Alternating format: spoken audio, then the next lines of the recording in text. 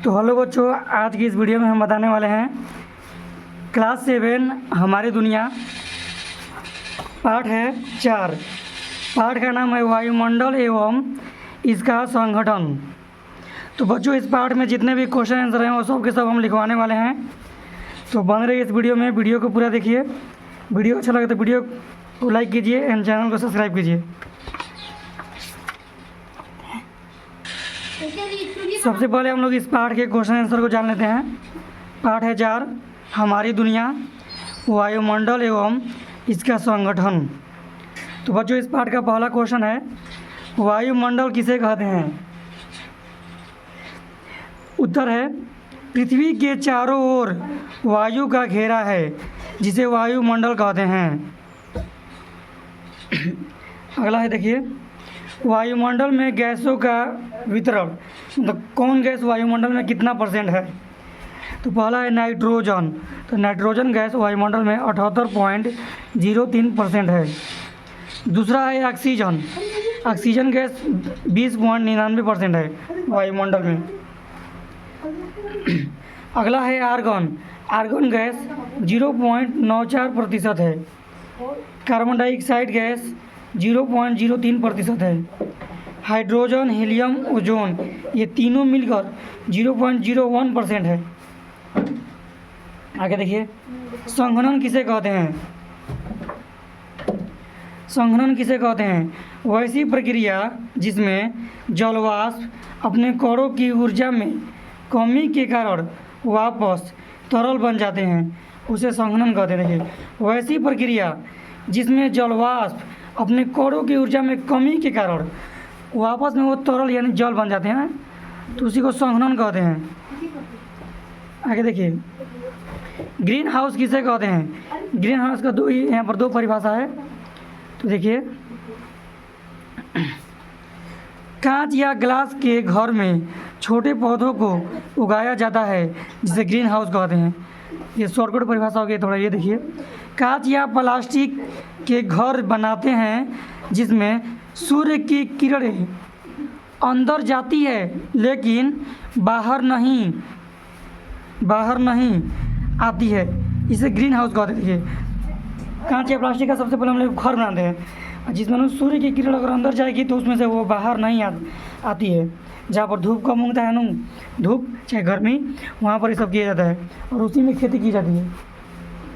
इसी को green house कहते हैं।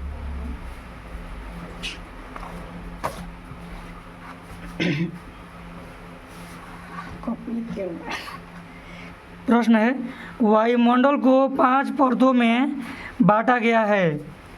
पहला है क्षोभ मंडल, दूसरा है समताप मंडल, तीसरा है मध्य मंडल, चौथा है ब्रह्मंडल, इसको एक और नाम है आयन मंडल।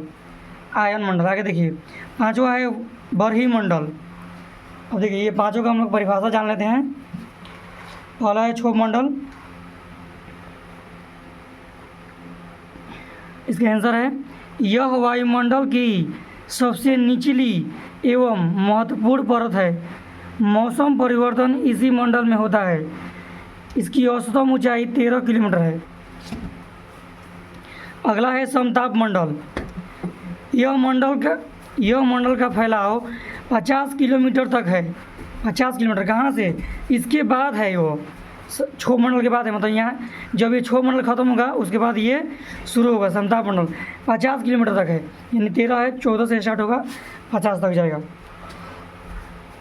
इस मंडल में हवाई जहाज़ की उड़ान होता है। मतलब इस मंडल में हवाई जहाज़ उड़ाई जाती है। अगला है मध्य मंडल।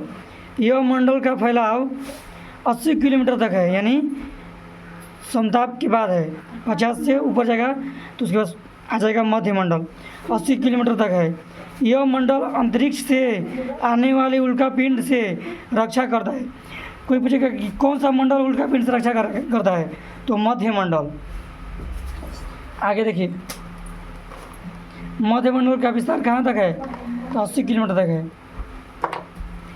आयन मंडल किसे कहते हैं। इस मंडल का फैलाव 80 से 400 किलोमीटर तक है। पृथ्वी पर रेडियो तरंगे इसी मंडल से प्रसारित होती है, होकर आती है। मतलब देखिए, जिसे हम रेडियो, टेलीफोन, ये सब मोबाइल यूज करते हैं ना, तो इसी मंडल से प्रसारित होकर हमारे पास आता है। नोट कर लीजिए। और एक बचा है ब्रह्मंडल, इसी का नाम है ब्रह्मंडल, आयन मंडल, दोनों है। आयन मंडल लिखा गया है और है ब्रह्मंडल। अब ये लिखवा देते हैं हम।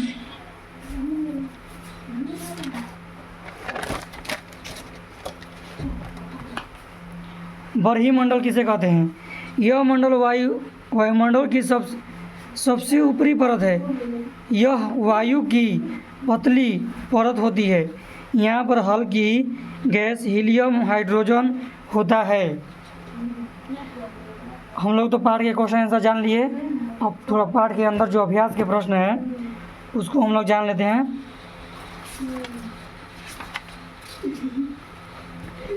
सही विकल्प को चुनें।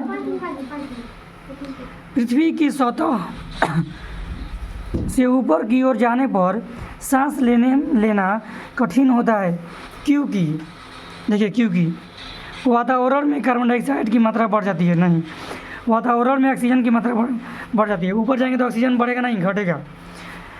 जब घटेगा तो सांस लेने में कठिनाई होगी। तो यहाँ पर देखिए, वातावरण में ऑक्सीजन की मात्रा कम हो जाती है। तो ये होगा घ। क्या होगा? घ होगा। आगे देखिए, पहले कौन सा भाग गर्म होता है? तो पहले स्थल की सतह गर्म होती है। आगे, वायुमंडल में ऑक्सीजन की मात्रा कितनी है? लिखवाए हैं ना अभी 20.99%। वायुमंडल की सबसे पहली परत है। सबसे पहली कौन है? क्षोभ मंडल। सबसे पहले कौन लिखा था? क्षोभ मंडल। देखिए यहाँ पर सबसे पहला है क्षोभ मंडल।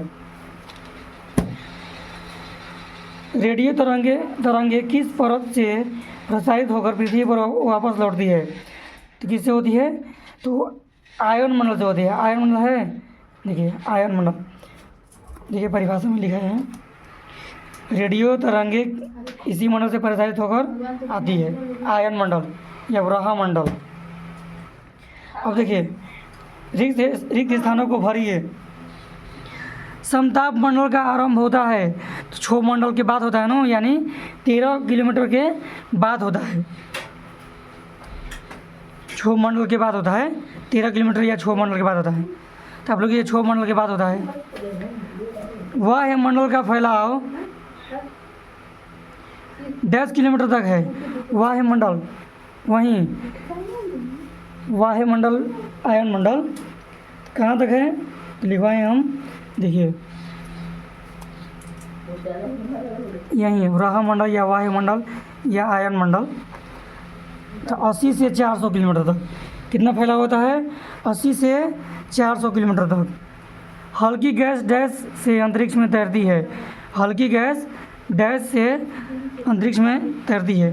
तो हल्की गैस अभी लिखवाएं हम, देखिए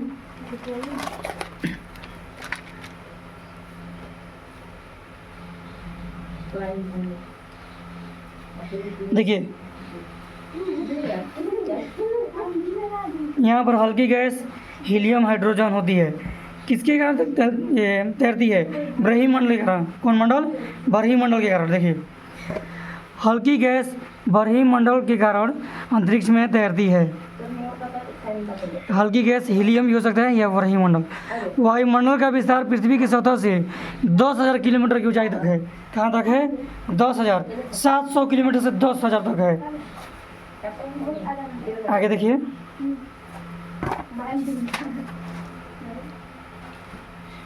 वायुमंडल में सबसे अधिक डैश गैस पाई जाती है। तो नाइट्रोजन गैस, नाइट्रोजन गैस सबसे अधिक वायुमंडल में पाई जाती है। देखिए, नाइट्रोजन 78% है ना, ज़्यादा है।